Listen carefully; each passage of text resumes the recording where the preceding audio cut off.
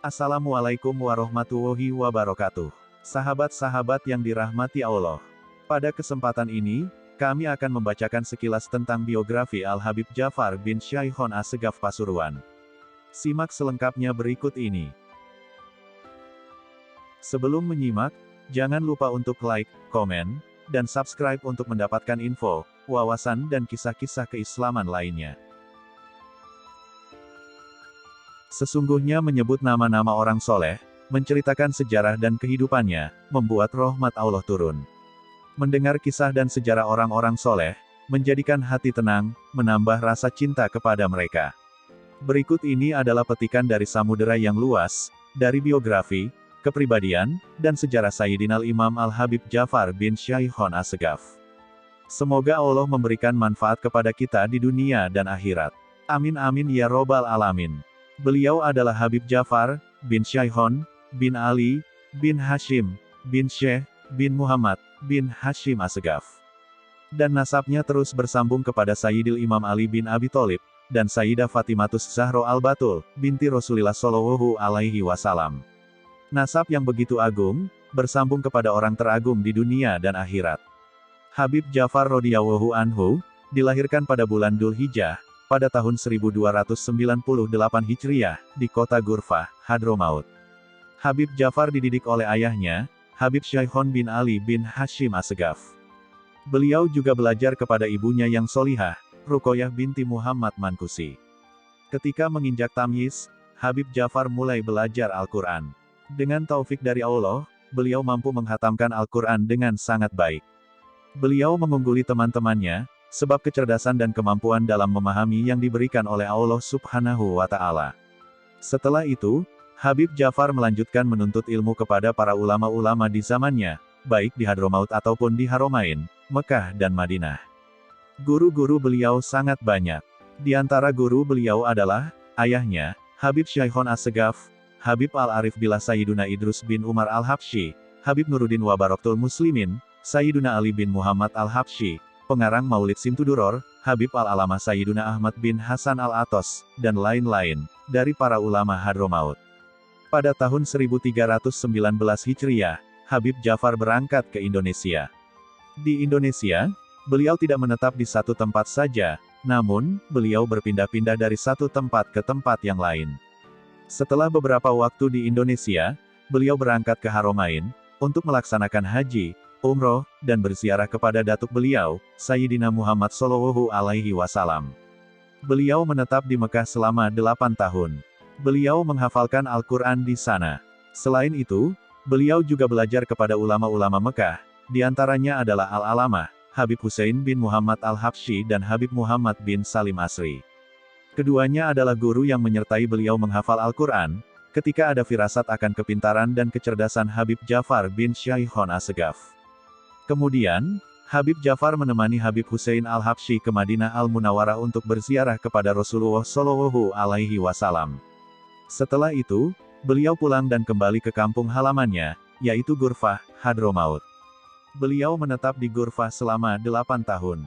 Beliau didapuk menjadi khotib dan imam masjid di Masjid Jamik Ghurfah. Kemudian, beliau berpindah ke Tarim, dan menetap di sana selama 2 tahun. Di Tarim, beliau mengajar di Madrasah Al-Mamuroh. Pada tahun 1338 Hijriah, Habib Ja'far kembali ke Indonesia, dan menetap di kota Surabaya. Beliau seringkali berpindah-pindah dari satu kota ke kota lain di Indonesia.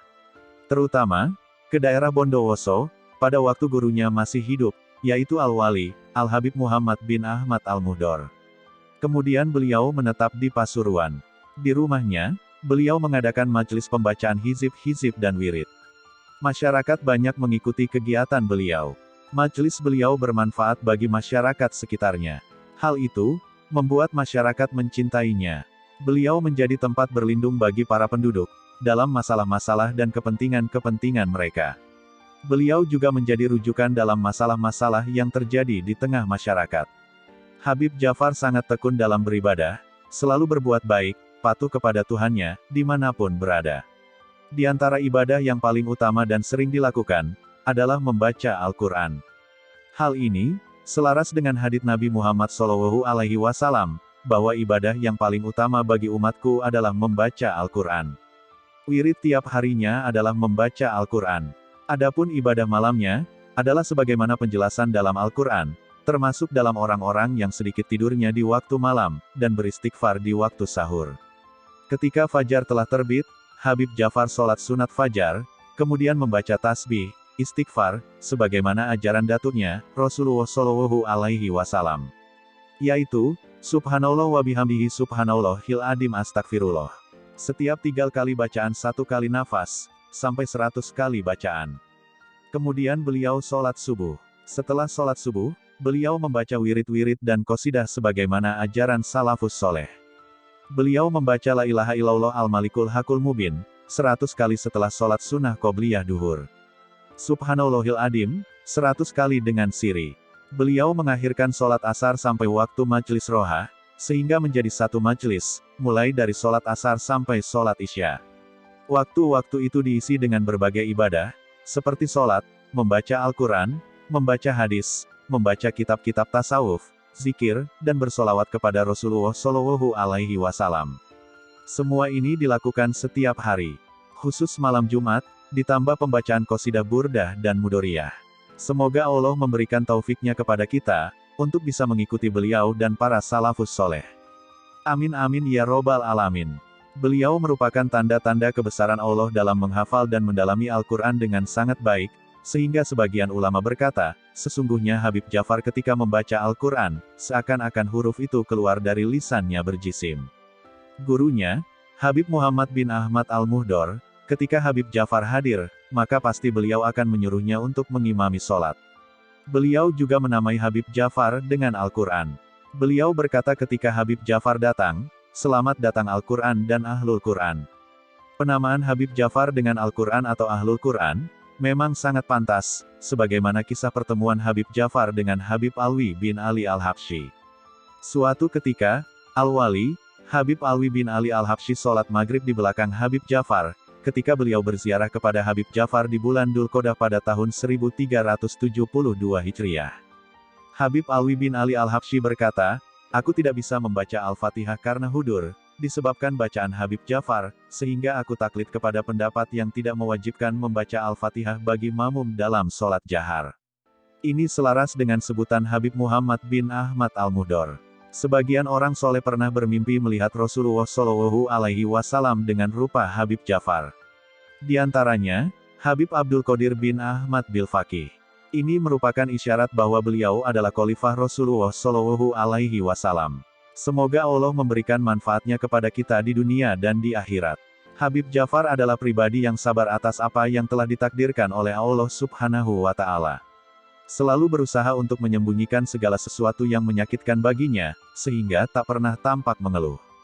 Seringkali beliau berwasiat tentang kesabaran semasa hidupnya, bahkan setelah wafatnya.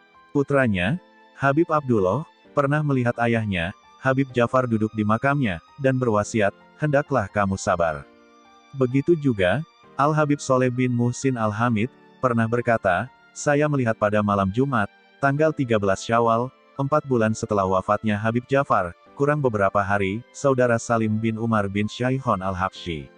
Beliau datang kepadaku dengan kondisi yang sangat baik, beliau membawa sabak, juga kitab yang jelas dengan tulisan bagus. Dia berdiri di depanku, dan berkata, ini adalah wirid Habib Ja'far bin Syaihon Assegaf, jagalah. Maka aku membaca wirid itu, dan mengulang-ulangnya, sampai rasa khusyuk menyertaiku, dan aku pun menangis. Sampai keluargaku menyadarkanku, sebab kerasnya tangisanku. Sehingga aku tersadar, dan melihat jam. Ternyata sudah jam 1 malam. Maka aku mengambil pena, dan aku menulis wirid tersebut, karena dengan mengulang-ulang tadi, aku telah menghafalnya. Begitulah keseharian Habib Ja'far bin Syaihon Assegaf, sampai beliau dipanggil oleh Tuhannya. Barang siapa yang senang bertemu dengan Allah, maka Allah juga senang bertemu dengannya. Habib Ja'far wafat pada waktu duhur, hari Senin, tanggal 14 Jumadil Akhir 1374 Hijriah. Inna lillahi wa inna ilaihi rojiun. Yang menjadi imam sholat jenazahnya adalah Al-Habib Ahmad bin Khalib Al-Hamid. Masyarakat berbondong-bondong mengikuti proses pemakamannya. Beliau dimakamkan di belakang Masjid Jamik Al-Anwar Kota Pasuruan. Hingga kini, Makam beliau selalu ramai diziarahi oleh masyarakat. Begitulah sekelumit tentang perjalanan hidup Waliullah, Al-Habib Ja'far bin Syaihon Assegaf. Semoga Allah Subhanahu wa Ta'ala memberikan manfaat dan barokah Habib Ja'far bin Syaihon Assegaf kepada kita semua.